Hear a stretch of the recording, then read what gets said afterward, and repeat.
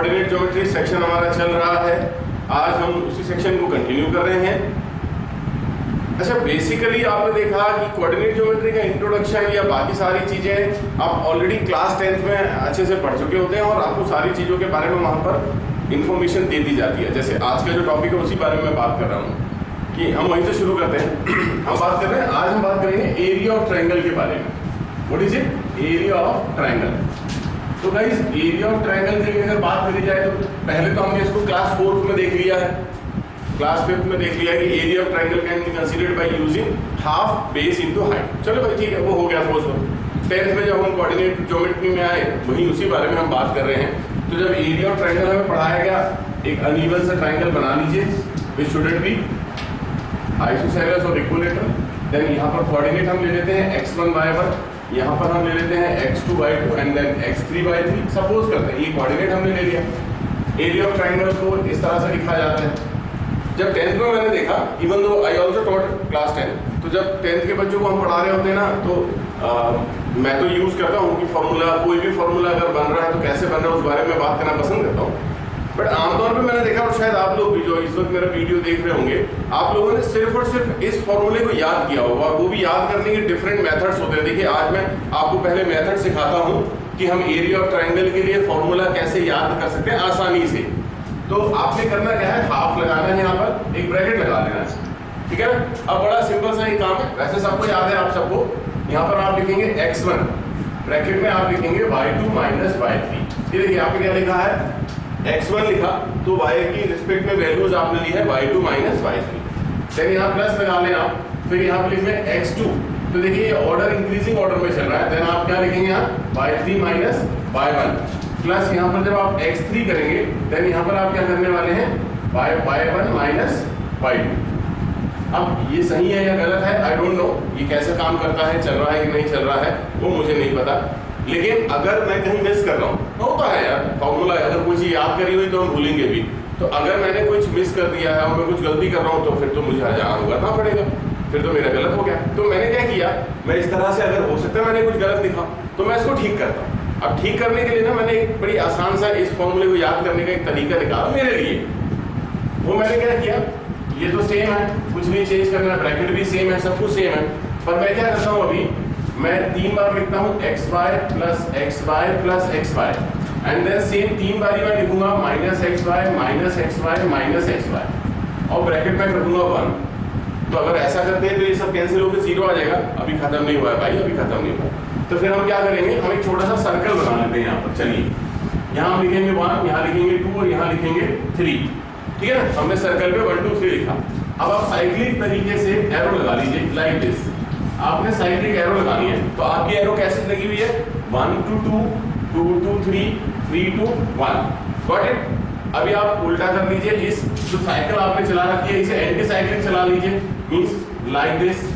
Means मेरा क्या कहना है, 1 to 3, here 1 to 3, here 3 to 2, here 2 to 1 and that is my derived formula। अब मैं यहाँ पे वैल्यूज पुट करूंगा and got the answer of area of triangle। तो अगर यहाँ मेरी कोई गलती हुई होगी तो मैं इसे यूज ही नहीं करता हूँ, मैं तो ये लेके आता हूँ। अब सवाल ये पैदा हो रहा है गाइस, आज हम जो बात करने वाले कि ये जो दोनों लेवल के फॉर्मूले हमने लिख रखे हैं, ये फॉर्मूले हमें मिलते कैसे हैं, ये फॉर्मूले आते कहाँ से हैं, ये फॉर्मूला क्या हम डिराइव कर सकते हैं। अगर आपको डिराइव करना आता है तो आप बहुत अच्छी बात है, बहुत अच्छी स्टूडेंट है। अगर नहीं आता है तो आपको जरूर से जरूर इसे सीखना चाहिए, क्योंकि इसी को डिराइव करते करते आप बहुत सारे क्वेश्चंस सॉल्व कर लेंगे, ठीक है ना। तो हम आज इसको डिराइव करने वाले हैं, एरिया ऑफ ट्राइंगल। तो मैं इसी को बिल्डअप कर लेता हूँ। मैंने क्या करना है, इसे एक एक्सेस के रिस्पेक्ट में ले लेना, जहां पर ये एक्स एक्सेस है, ये वाई एक्सेस है। एबीसी हमने नेमिंग ऑलरेडी कर रखी है। ओरिजिन हमारा हमेशा ओ होता है, इसे हम ओ एज ओरिजिन ले लेते हैं। देन यहां से एक परपेंडिकुलर लाइन ड्रॉ कर दीजिए आप, और नेमिंग अपने हिसाब से आप कर सकते हैं। जैसे मैंने लाइन से देना है एम, एक लाइन यहां से परपेंडिकुलर आप ड्रॉ करा दीजिए, नेम्ड इट एल, और एक लाइन यहां से आप ड्रॉ करा दीजिए, that is named as N. और गाइस थोड़ा सा एक छोटा सा इश्यू हो रहा है कि ये लाइन मेरी सीधी सीधी दिख रही है, तो हो सकता है कि बाद में आप कंफ्यूज हो कि ये स्ट्रेट लाइन है। देयरफॉर हम इसे क्या करते हैं, हम इसे थोड़ा सा टेढ़ा कर लेते हैं, तिरछा टिल। तो क्या होगा ना कि आप ये जो बात मैं हमेशा आपको कहता हूँ कि एक अनइवन सा ट्राइंगल होना चाहिए, तो एक अनइवन करने के लिए हम इसे इस तरह से ले लेते हैं। ये लाइन हम ये बना लेते हैं, ये c यहाँ पर चला है ना, ये c x3 y3 जो है वो मैं यहाँ लिख दे रहा हूँ। Got it? अब आप देख सकते हैं कि ये हमारा एक अनइवन सा फिगर है जहाँ पर हमारे पास ABC का एरिया हमें निकालना था, लेकिन एडिशनली हमें कुछ तो भी डायग्राम्स और उसके साथ में ऐड होते मिल रहे हैं। अब इसके पहले भी हमने सेक्शन फॉर्मूला में कुछ इसी तरह का टॉपिक पढ़ा हुआ था। जैसे मैं आपसे पूछता हूँ what is the distance between OM, तो OM यहाँ से यहाँ तक that will be same as ये y एक्सिस है, तो कितना हो जाएगा, ये हो जाएगा x2। अगर मैं आपसे पूछूं what is the distance between OL, तो OL will be same up to the point A, that is x1. Then what is the distance between ON from here to there? That will be x3. Got it? कुछ इस तरह का हमने पहले भी देख रखा है। अगर हमने पहले से ये देख रखा है तो क्या हम ये पता लगा सकते हैं कि what is distance between this ML, तो आप इसे बोलेंगे x1 minus x2, and what is the distance between LN will be x3 minus x1, and can you define the distance between MN जो होगा मैं यहाँ पे लिख देता हूँ आपके लिए। हमारे पास आया ML is equal to x2 minus x1, हमारे पास है LN is equal to x3 minus x1, and then MN वैसे आप समझ गए होंगे बट फिर भी हम लिख लेते हैं। MN कितना हो रहा है हमारे पास में x3 माइनस x2, तो ये हमारे पास डिस्टेंस आ गई with respect to x axis. In that same manner हम y एक्सिस के भी कुछ डिस्टेंसेस को लिख लेते हैं। तो हमारे पास y स्ट्रेट की y के लिए बेसिक डिस्टेंस जो है सबसे पहले हम यहाँ पे चले चलते हैं BM या MB, ये वाली जो डिस्टेंस है वो कितनी है, ये है y2। हम यहाँ से यहाँ तक की बात कर लेते हैं LA that is y1, and then NC हम ये ले लेते हैं NC जो हमारे पास में है y3। तो ये तो हमने एक जनरल फॉर्म में ले ली, लेकिन अगर हमें जरूरत पड़ेगी तो हम इसको ब्रेक कर सकते हैं। ये बात आप समझ गए कैसे जरूरत हमें पड़ेगी? हमें जरूरत पड़ सकती है y एक्सिस के रिस्पेक्ट में पड़ेगी तो हम जरूर इसको पता लगाएंगे, है ना। जब पड़ेगी तो हम इसको डिफाइन कर लेंगे, अभी तो नहीं पढ़ रहे हम। तो हम क्या करने वाले, हमें ये हमारे ट्रायंगल का एरिया चाहिए और ट्रायंगल का एरिया निकालने का फॉर्मूला डिराइव करना है। तो क्या अगर मैं आपसे कहूं कि area of triangle, area of this triangle can be obtained by having area of this trapezium, can you see BALM दिख रहा है आपको? BALM is a trapezium because parallel lines are there and two opposite sides are not parallel। तो हम यहाँ बात करेंगे first of all area of trapezium, मैंने नाम क्या दिया था MALM, BALM, आई थिंक मैंने MALM बोला था अभी, BALM। With the same method हमारे पास दूसरा ट्रापेजियम भी आपको क्लियरली अभी दिख रहा होगा, तो हम उसका भी एरिया लिख लेंगे यहाँ पर। एरिया ऑफ ट्रापेजियम क्या है अगला trapezium? ACNL। What is it? ACNL। अब ये निकालने के बाद बट सर आप यहाँ पे देखें, इसमें मैं नंबरिंग कर रहा हूँ, आप देखिएगा ना, ये 1, ये 2, ये 3 है, ये 4 है मान लीजिए, है ना। अब आप यहाँ देखें कि सर जब हमें जो रिक्वायर्ड एरिया है वो तो 1 + 2 इतना एरिया भर चाहिए, लेकिन यहाँ पर तो 3 और 4 वाला जो एरिया वो एक्स्ट्रा आ रहा है ना ट्रापेजियम की वजह से। तो क्या हम ऐसा कर सकते हैं कि हम जो एरिया निकालेंगे इसमें से हम माइनस करेंगे एरिया ऑफ ट्रापेजियम, ये नीचे वाला जो ट्रापेजियम है क्या है ये BMNC। What is it? BMNC। ये हम माइनस कर देंगे तो हमारा ये जो पर्टिकुलर एरिया वो मिल जाएगा। Got it? चलिए ये बात ठीक हुई।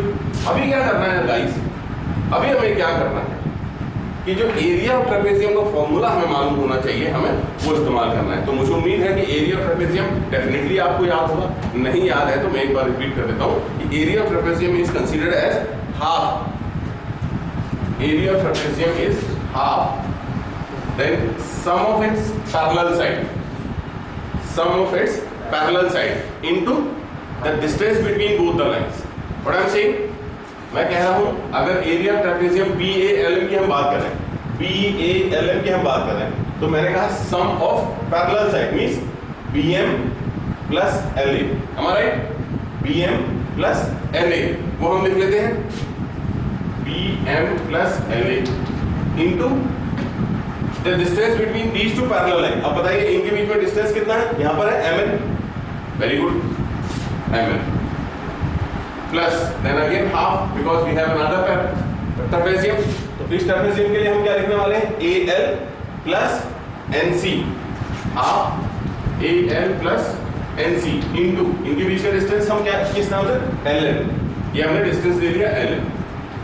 अब हम यहाँ माइनस करने वाले हैं हाफ किसका, अब हमारे पास ट्रेपेजियम कौन सा हुआ, ये बट्टा वाला। तो इसके पैरेलल साइड हम कौन सी कंसीडर करेंगे, एक ये BM और एक दूसरी हम लेंगे CN। तो हम यहाँ लिखेंगे BM प्लस CN इंटू इनके बीच का डिस्टेंस कितना हम लेने वाले हैं, द होल MM। फाइन,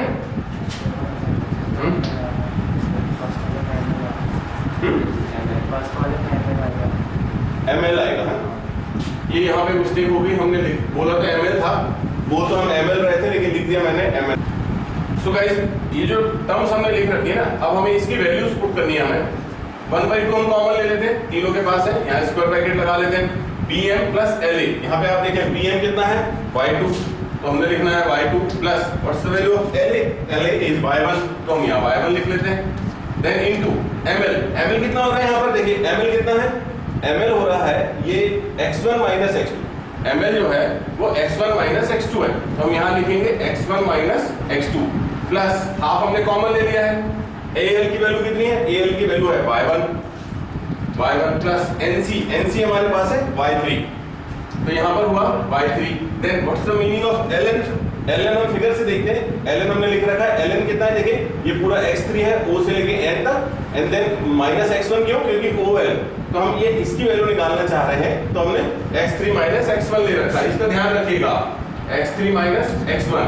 अब हमें इसमें से सब्ट्रैक्ट करना है इस वाले को, है ना, तो हम यहाँ माइनस साइन लगा लेंगे। What is BM and CN, BM is y2, CN is y3, very good.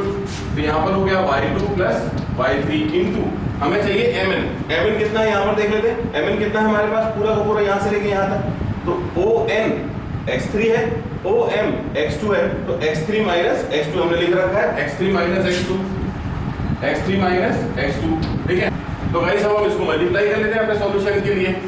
Multiply जब आप करें तो थोड़ा ध्यान से कीजिएगा, गलतियां होती हैं। y2 x1, देन इसको इससे मल्टीप्लाई किया तो minus y2 x2, then it is plus y1 x1 minus y1 x2, then it is y1 x3 minus y1 x1, then plus y3 x3 minus y3 x1। Now minus वाले multiplication है, इसे तो और ज्यादा ध्यान से करना पड़ेगा। ये बनेगा y2 x3 plus y2 x2। अब ये प्लस क्यों बना समझ गया, ये वाला माइनस जब यहाँ इस वाले माइनस से मल्टीप्लाई होगा तो प्लस बन जाएगा। देन हमारे पास है y3 x3, तो माइनस में y3 x3 and then plus y3 x2। ये टर्म्स हमने आफ्टर मल्टीप्लिकेशन लिख ली। अब यहाँ पर अगर आप फॉर्मूला याद रखे हुए हैं तो आप समझ गए होंगे कि हमारे पास कौन सी टर्म्स नहीं होनी चाहिए। अगर फॉर्मूला याद नहीं है और आप पहली बार बना रहे हैं तो फिर आपको ढूंढना होगा और कैंसिल करना होगा। जैसे यहाँ पर y2 x2 नेगेटिव है, क्या हमारे पास कहीं y2 x2 पॉजिटिव है, बिल्कुल है, ये नेगेटिव है और ये पॉजिटिव है, ये हम कैंसिल करते हैं। देन यहाँ पर y1 x1 पॉजिटिव है, आप ये भी ढूंढ सकते हैं साथ में y2 x1 हमारे पास पॉजिटिव है, यहाँ नेगेटिव है, ये हमने कैंसिल कर दिया है। देन यहाँ पर आप देखें कहाँ गया, आगे चलते हैं, y3 x3 हमारे पास में है, y3 x3 कहाँ होना चाहिए था, ये देखिए ये y3 x3 होना चाहिए था, मैंने यहाँ पे गलती से क्या लिखा हुआ है y3 x2, ये y3 x3 प्लस में, ये y3 x3 माइनस में। गाइस मैं बार बार आपसे कह रहा हूँ कि गलतियां होती हैं at the time of multiplication, आप ध्यान रखिएगा गलती ना होने पाए। तो अब जो आपके पास बच रहा है उस बचने को एक ऑर्डर में आप लिखें, और मैं वो ऑर्डर आपको बता रहा हूँ, पहले तीनों प्लस वाले लिखें और फिर तीनों माइनस वाले लिखें। तो प्लस वाले में एक ये है x1 y2, फिर अगला प्लस वाला हमारे पास में ये वाला है प्लस x3 y1, फिर अगला प्लस वाला हमारे पास लास्ट में लिखा हुआ है प्लस x2 y3। अब हम माइनस वाले टर्म्स लिखेंगे, तो माइनस वाले में ये है y1 x2, फिर अगली वाली है ये माइनस x1 y3, अगली वाली टर्म उसके बाजू में है x3 y2, और ये हो गया हमारा ब्रैकेट क्लोज। अब आप चाहें इसे अगर यहीं की यहीं आप फॉर्मूला यूज करना चाह रहे हैं तो मैंने आपको इसकी एक मेथड याद करने की बताई कि ये है। अगर आप चाह रहे हैं कि सर इसे इसके जैसा ही दिखना चाहिए, हमने पहले से ऐसा पढ़ा हुआ है, तो अगर आपको ऐसे पढ़ने की आदत है तो आप इसमें क्या करने वाले हैं, अभी हम कॉमन लेने वाले हैं। कॉमन मीन्स गाइस, कॉमन क्या होने वाला है, देखिए यहाँ पर x1 है और x1 कहाँ पर है हमारे पास, यहाँ पर है। चलिए x1 कॉमन ले लीजिए, x1 कॉमन लिया तो हमारे पास बचा y2 माइनस y3, वहाँ y3 था। देन अगेन यहाँ पर x2 है, यहाँ पर x2 है, आप x2 कॉमन ले लीजिए। x2 अगर आपने कॉमन लिया होता तो आपके पास होता y3 माइनस y1। देन अगर आप x3 कॉमन लेते हैं तो प्लस x3 अगर आपने कॉमन लिया तो यहाँ पर है y1 माइनस y2। अब आप देख सकते हैं कि वो फॉर्मूला, ये फॉर्मूला अगर मैच हो रहा है तो आपने ये भी सही लिखा था और ये उसका डेरिवेशन है। तो गाइस डेरिवेशन क्लास 10th में भी बताना कोई बड़ा रॉकेट साइंस नहीं बनेगा, लेकिन पता नहीं क्यों मुझे नहीं मालूम कि ना तो बच्चा जानना चाहता है और ना ही टीचर उसको बताना पसंद करते हैं। अब ये सब होने के बाद में, इतना सब होने के बाद में क्या हम इसको और भी छोटा कर सकते हैं? क्या कोई एक ऐसी मेथड हो सकती है जो इसको और भी ज़्यादा आसान करे? तो वो मेथड जो होती है वो क्लास 12 से रिलेट करती है। तो क्लास 12 में एक चैप्टर बच्चा पढ़ता है डिटर्मिनेंट। तो डिटर्मिनेंट में कैसा होता है कि जो कोऑर्डिनेट आपके होते हैं आप हाफ लगा लें, फिर यहाँ x1 y1, यहाँ x2 y2 और यहाँ x3 y3 और देन 1 1 1 और ये बन गई हमारी एक डिटर्मिनेंट। इस तरह का इसे डिटर्मिनेंट कहा जाता है। अगर ये डिटर्मिनेंट आप सॉल्व करना जानते हैं तो आप इसको इससे भी आसान तरीके से एरिया निकाल सकते हैं। ये हमारे पास तीन तरीके हुए, जिसमें हमने एक फॉर्मूला देखा इस तरह का, एक फॉर्मूला हमने फिर डेरिवेशन देखा, एक हमने डिटर्मिनेंट का तरीका देखा। क्या इससे भी सरल कुछ हो सकता है गाइस? क्या इससे भी ज्यादा टाइम कंज्यूमिंग, टाइम बचाने वाली कोई चीज हमारे पास हो सकती है? क्या लगता है आपको, हो सकती है कि नहीं हो सकती? मुझे लगता है कि आप ना कहने वाले कि सर अगर फॉर्मूला याद हो तो फटाफट वैल्यू रखेंगे, इससे ज्यादा टाइम कम में हम क्या कर सकते हैं। तो गाइस मैं आपको कुछ एडिशनल चीजें आज बताता हूँ कि क्या ऐसा हो सकता है या नहीं हो सकता। ये जो अब मैं बताने वाला हूँ डेफिनेटली आपके कॉम्पिटिटिव लेवल पे आपको बहुत ज़्यादा मदद करेगा, बहुत ज़्यादा। तो सपोज करते हैं कि हमारे पास जो ट्राइंगल था उसके वर्टाइसेस हैं x1 y1, x2 y2 and then x3 y3। तो अभी आपने डिटर्मिनेंट के टाइम पे देखा था, हमने सामने हाफ लगाना होता है क्योंकि फॉर्मूले में होता है। और यहाँ पर आप एक बार और लिख लें x1 y1 इस तरह से। ये जो x1 y1 ऊपर वाले कोऑर्डिनेट है, इसे नीचे आप एक बार और लिख लीजिए। देन आपको करना क्या है, you have to multiply like this, down down down. तो यहाँ पे हमारा फॉर्मूला तैयार हो रहा है, देखिए आप x1 y2 plus x2 y3 plus x3 y1। देखिए अभी यही आया था ना, डाउन डाउन डाउन।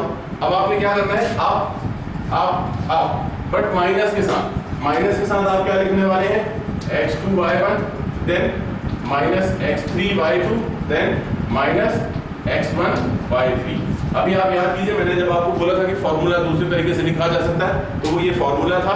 अगर आपको फॉर्मूला याद नहीं, कहीं कुछ गलती हो रही है, then this is the easiest method, सबसे शॉर्टकट। इससे ज़्यादा शॉर्टकट कुछ नहीं हो सकता।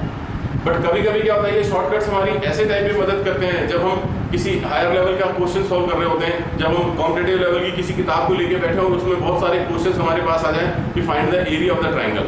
अभी find the area of the triangle ना खत्म हो चुका होता, इतना टॉपिक बहुत था डिस्कस करने के लिए। लेकिन प्रॉब्लम क्या होती है, मुझे एक क्वेश्चन याद आ गया। क्वेश्चन ने ये कहा कि सपोज कीजिए कि this is a triangle ABC, fine. यहाँ पर हमारे पास मिड पॉइंट्स दे दिए PQR जो है वो ABC के मिड पॉइंट के रिस्पेक्ट में दे दिए, और उन्होंने ये कहा कि हम PQ के 21 P के कोऑर्डिनेट है, -32 Q के कोऑर्डिनेट है, और 04 ये R के कोऑर्डिनेट उन्होंने दे दिए। ये मिड पॉइंट दिए और हमको दे दिया मिड पॉइंट के कोऑर्डिनेट। अब वो हमसे चाह रहे हैं कि हम एरिया ऑफ ट्रायंगल ABC निकाल के उन्होंने। आप सोचिए क्वेश्चन किस तरह से आपको उलझाने वाले होते हैं, और आपने उलझना नहीं है, आपने तो अपने आप को सुलझा के रखना है। तो यहाँ पे अगर आप कुछ बेसिक जानकारियाँ आपके पास में होंगी तो आप बहुत आसानी से इसका एरिया निकाल सकते हैं। तो पहली जो बुकिश मेथड होती है, किताबी मेथड हमसे ये कहती है कि या तो आप ये करें कि ये कोऑर्डिनेट निकाल लें ABC के कोऑर्डिनेट हम कैसे निकालेंगे, x1 y1 x2 y2 x3 y3 ले लेंगे, and then by using the concept of mid point. आपको याद होगा x1 plus x2 upon 2 is equal to 0, y1 plus y2 upon 2 is equal to 4। इस तरह से आप x1 y1 के नाम पे इक्वेशन बनाते हैं, देन उन्हें सॉल्व करने के बाद में आप कोऑर्डिनेट निकालते हैं। या तो ये तरीका। दूसरा तरीका मैं आपको बताता हूँ कि सबसे पहले हम क्या करते हैं, हम इसे ट्रायंगल बना लेते हैं। बना लिया। अब हम यहाँ पर ट्रायंगल PQR का एरिया निकाल रहे हैं। PQR कौन सा, ये मिड में जो दिया है छोटा सा, उसका एरिया हमारा होगा हाफ, और हम यहाँ पे लगा देंगे डिटर्मिनेंट, कोऑर्डिनेट्स लिखेंगे 2 1 -32 0 4 देन अगेन 2 1। अभी मैंने आपको यही बताया था। अब आप डाउन डाउन डाउन, 2 2 जा 4, -3 × 4 -12, 0 × 1 0, इसका आंसर कितना आ रहा है -8। देन अप ये हो गया -3, ये हो गया अप +0, ये हो गया अप -8। अभी माइनस कर रहे थे तीनों, कितना आ गया -11, दैट इज -11। अब आप ऊपर वाले में से नीचे वाला जो टर्म है उसे माइनस कर लीजिए, माइनस करेंगे तो sign will be changed and the answer would be 3 और here what have been given by 2। तो 3/2 किसका एरिया मिला हमको? 3/2 मिला हमको इस वाले ट्रायंगल का, जहां मैंने एक राइट का साइन बनाया हुआ उसका एरिया हमें मिला 3/2। But sir it was not asked to find the area of triangle PQR, हमें तो टारगेट जो था वो क्या था, ABC का एरिया निकाला था।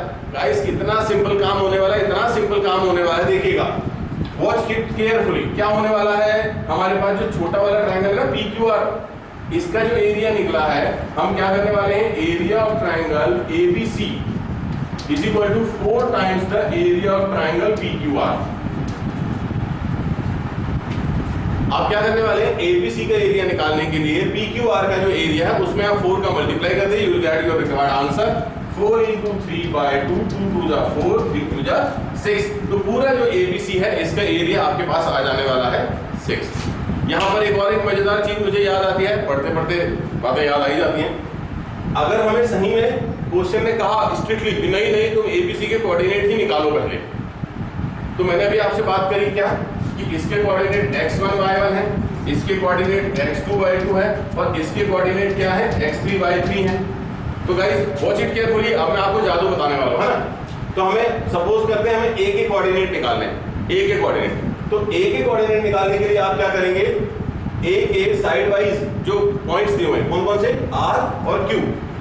फिर से a के कोऑर्डिनेट निकालने के लिए आप r और q जो उसके साइड में कोऑर्डिनेट दिए हैं उनके x एक्सिस के कोऑर्डिनेट को ऐड करेंगे। कैसे ऐड करते हैं, 0 + -3 ऐड करना मैंने कहा, तो आपने किया 0 + -3, कितना आंसर आया आपका -3।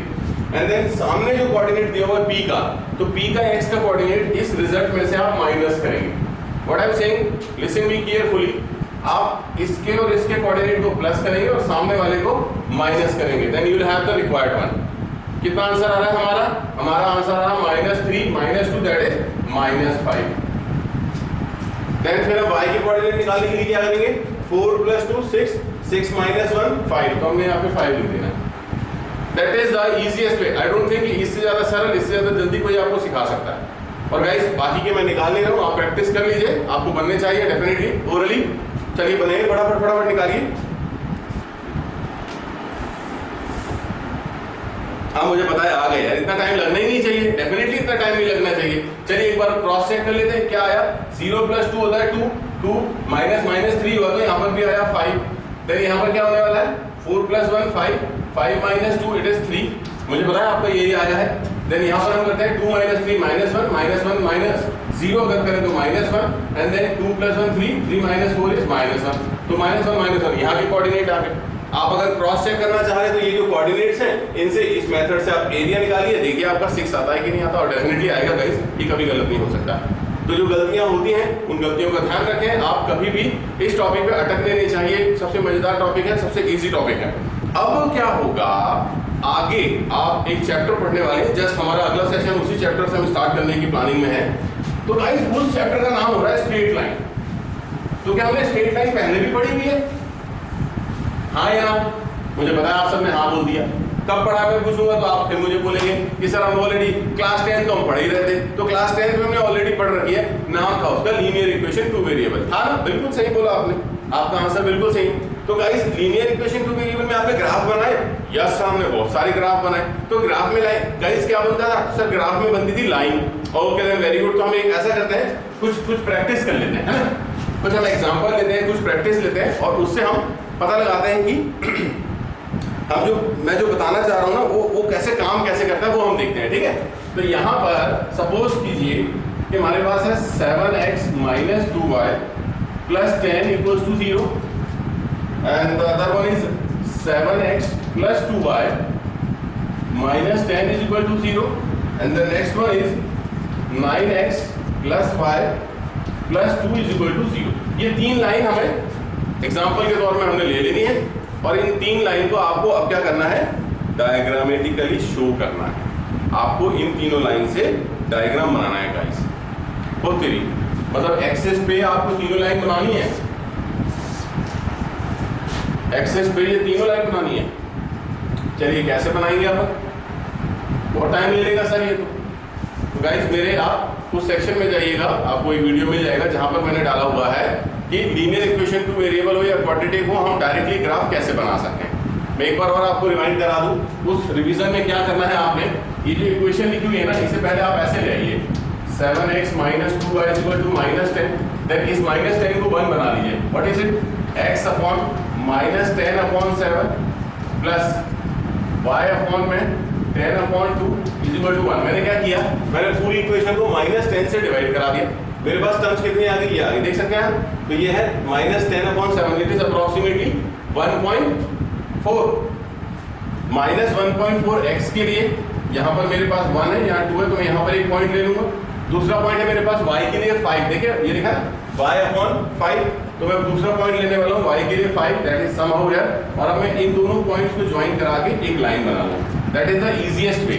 आप अगली वाली लाइन के लिए भी जब आप ऐसा करेंगे तो आपके पास यहाँ पर आएगा x/10/7 प्लस y/5 = डायरेक्टली 1, ठीक है। तो अब आप यहाँ पे क्या करने वाले हैं, 10/7 विल बी, ये 1 है ये 2 है, तो यहाँ पर कहीं पर एक पॉइंट आएगा। दूसरे नंबर पे 5 वो यही रहने वाला है। आपने इस वक्त इसे क्या करना है, इस तरह से लाइन ड्रॉ कर लेनी है। तो ये लाइन 1, ये लाइन 2। अब थर्ड वाली लाइन ये भी सिंपल है, हम क्या करेंगे, x अपॉन में -2/9 प्लस y अपॉन में -2 = 0। अब -2/9 it is 0.6 approximately 0.6 but negative direction यहाँ पर कहीं पर। और दूसरे नंबर पे -2 विल बी कहाँ पर होगा, y में -2 यहाँ पर। अगर मैं लाइन ड्रॉ करता हूँ तो मेरी लाइन कुछ तो भी ऐसे बनेगी, ठीक है गाइस। तो अब अगर ये तीनों लाइन जहां इंटरसेक्ट हो रही हैं तो मेरे पास एरिया ऑफ ट्रायंगल निकालने की बात आती है। तो मेरे पास एरिया ये है, मैं इसे नाम दे देता हूँ a, इसे दे देता हूँ b, इसे दे देता हूँ c। आपने क्या करना होगा, देखिए ये तो हमने डायग्राम बनाया सिर्फ, अब आपको ये a b c के कोऑर्डिनेट्स निकालने होंगे। अब कोऑर्डिनेट्स निकालना सर ये तो हमने नहीं पढ़ा हुआ है, पढ़ाएगा इस।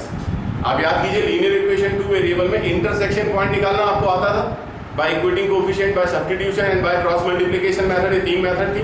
तो इन्हीं 3 मेथड में से किसी एक का यूज करके आप a, b एंड c के कोऑर्डिनेट निकालिए। जब आपको कोऑर्डिनेट पता चल जाएगा ना, तब फिर हम क्या करने वाले हैं, हम वो फॉर्मूला अप्लाई करेंगे जो अभी हमने सीखा। तो गाइस अगर ये क्वेश्चन कॉम्पिटिटिव में आ जाए, चलिए छोड़िए कॉम्पिटिटिव का, अगर ये क्वेश्चन आपके लेवल पे आ जाए, चाहे 10 हो चाहे 11 हो, आप मुझे बता सकते हैं कितना टाइम आप लेने वाले? मैं बताता हूँ 15 मिनट से ज़्यादा लग जाएंगे। बट अगर ये सेम क्वेश्चन IITs में आ जाए तो IIT में तो 15 क्वेश्चन खत्म हो जाएंगे 15 मिनट में, तो वहाँ तो समय ही नहीं होता है। तो फिर हम क्या करने वाले हैं, हम क्या करने वाले हैं? तो गाइस मैं आज आपको एक नया कॉन्सेप्ट बता रहा हूँ। मैंने आपसे कहा कि हम आने वाला चैप्टर स्ट्रेट लाइन शुरू करेंगे, उसी चैप्टर से इंकरेज होके इंस्पायर होके मैं ये कॉन्सेप्ट आपको बता रहा हूँ, बता यहाँ रहा हूँ, यूज आप मल्टीपल जगह पे कर सकते हैं। तो गाइस सबसे पहला काम आपको क्या करना है, जो पहली इक्वेशन है आपके फेवरेबल वे में मैं इसे लेके आ रहा हूँ, ठीक है ना। आपकी पहली इक्वेशन जो है 7x - 2y + 10 = 0, तो आप इसे y के इक्वल टू में ले आइए, पूरी की पूरी y के इक्वल टू में जब आप इसे लेके आते हैं तो ये क्या बन जाएगी आपकी 7x/2 + 5, ये बन गई हमारी, समझ में आ गया। हम दूसरी इक्वेशन को भी कुछ इसी तरह से करने वाले हैं। तो दूसरी इक्वेशन हमारी क्या आने वाली है, -7x/2 and then -+5 again, and the third one will be y = -9x - 2। ये हमें 3 इक्वेशन जो है y के इक्वल टू में ले आए। अब मैं आपको कंपेयर करने के लिए कह रहा हूँ। कंपेयर किसके साथ करना है, आपने कंपेयर करना है y = mx + c के साथ। हमने बना लिया, देखिए कुछ ऐसा y = mx + c। अगर मैं आपसे यहाँ कुछ बेसिक डिटेल्स मांगूं तो आप मुझे बता सकते हैं कि पहली वाली इक्वेशन में m क्या है 7/2, c क्या है 5। दूसरी इक्वेशन में m क्या है -7/2, c क्या है 5। तीसरी इक्वेशन में m क्या है -9, c क्या है -2। तो ये वैल्यूज जो है वो आपने सबसे पहले अपने निकाल के अलग रख लेनी है आपकी हेल्प के लिए। पहली बार तो निकालना पड़ेगा, फिर अगली बार में आपका काम वैसे ही हो जाएगा। अब आप क्या करेंगे, ध्यान से देखिएगा, एरिया ऑफ ट्रायंगल के लिए जो हाफ लगाते थे वो आप लगाएंगे, देन आप मॉड लगा लें। मॉड का मतलब होता है the answer will always remain positive. तो आपने मॉड लगा दिया। अब आप क्या करने वाले हैं आपने बड़ा इजी है, C1 माइनस C2 का square upon M1 minus M2 plus C2 minus C3 का whole square upon M2 minus M3 plus बचा क्या हमारे पास C3 माइनस C1 का square upon M3 minus M1 और ये मॉड हो गया। अब ये जो वैल्यूज आपने उठा रखी है ना CM, इनकी वैल्यूज उठा के आप अपने इक्वेशन में पुट कीजिए, you will get your required answer. तो आपको वो सब नहीं करना पड़ेगा जो अभी हमने डिस्कस किया, ये सिर्फ डिस्कशन था। फॉलो हम इसको करेंगे फटाक से अपनी लाइन, अभी तो आप इनिशियल लेवल पे हैं तो ये लाइंस आपको लिखनी पड़ेंगी। जब आपकी आदत हो जाएगी करने की तो M और C की वैल्यू आप ओरली निकाल लेंगे, ओरल वैल्यू निकाल के फटाफट न्यूमेरिकल वैल्यू यहाँ रखनी है, सॉल्व करना है, you will get your answer. तो विद इन 1 मिनट आप इस तरह के क्वेश्चंस को भी सॉल्व कर सकते हैं जिनको बेसिकली सॉल्व करने में 15 मिनट से ज्यादा का समय लगता है। तो गाइस आई होप कि आपने जो कोऑर्डिनेट ज्योमेट्री का सेक्शन हमने डील किया है पिछले कुछ दिनों में, इसको एंजॉय किया होगा, इवन दो इसके बहुत सारे फायदे आपने उठाए होंगे। समय रहते हम क्वेश्चंस के साथ और बात करेंगे और कुछ नए ट्रिक्स के साथ आपसे बात करेंगे। तब तक के लिए कीप प्रैक्टिसिंग।